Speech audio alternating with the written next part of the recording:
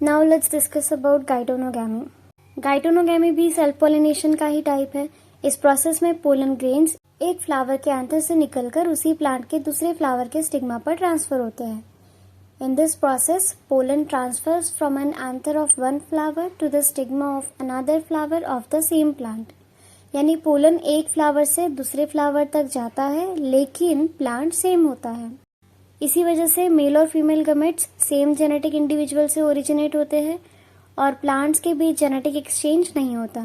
गाइटोनोगैमी एक ऐसी प्रोसेस है जो कि फंक्शनली क्रॉस पोलिनेशन जैसा लगता है, क्योंकि यहाँ भी पोलन ट्रांसफर के लिए एक्सटर्नल पॉलिनेटिंग एजेंट्स की जरूरत पड़ती है, जैसे विंड, इंसेक्ट्स या दूसरे वेक्टर्स।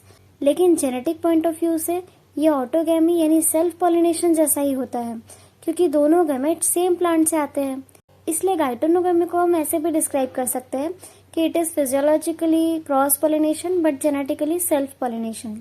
अब बायोलॉजिकल पर्सपेक्टिव से देखा जाए तो गाइटोनोगैमी प्लांट के रिप्रोडक्शन में इम्पोर्टेंट रोल प्ले करता है, स्पेशली उन प्लांट्स में जहाँ पर यूनिसेक्सुअल फ्लावर्स प्रेजेंट होते हैं।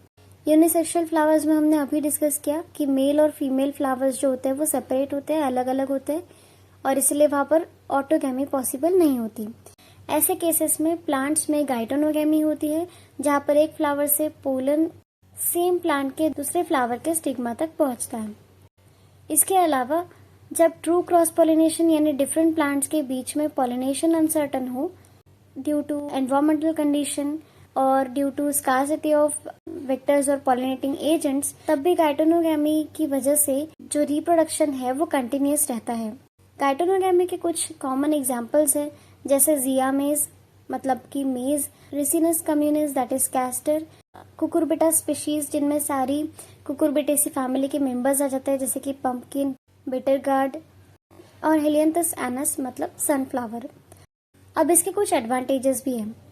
It provides dependable backup method, मतलब इसकी वजह से प्लांट्स में पॉलिनेशन और फर्टिलाइजेशन होता ही है, सीड सेटिंग भी होगी। साथ ही क्योंकि दोनों गमेट्स सेम प्लांट से आते हैं, इसलिए जेनेटिक यूनिफॉर्मिटी मेंटेन रहती है और पेरेंटल ट्रेट भी स्टेबल रहता है। लेकिन इसकी कुछ लिमिटेशंस भी है।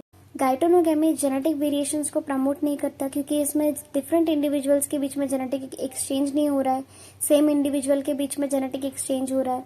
सो जेनेटिक यूनिफॉर्मिटी मेंटेन रहती है और जेनेटिक वेरिएशंस नहीं रहते। अगर प्लांट्स लॉन्ग ड्यूरेशन तक इस प्रोसेस पर डिपेंड रहते हैं तो चेंजिंग एनवायरमेंटल कंडीशंस के अगेंस्ट अडेप्टेबिलिटी कम हो सकती है, जो ऑटोगैमी की तरह एक लिमिटेशन है। So in the next video we will discuss about the cross pollination and their types.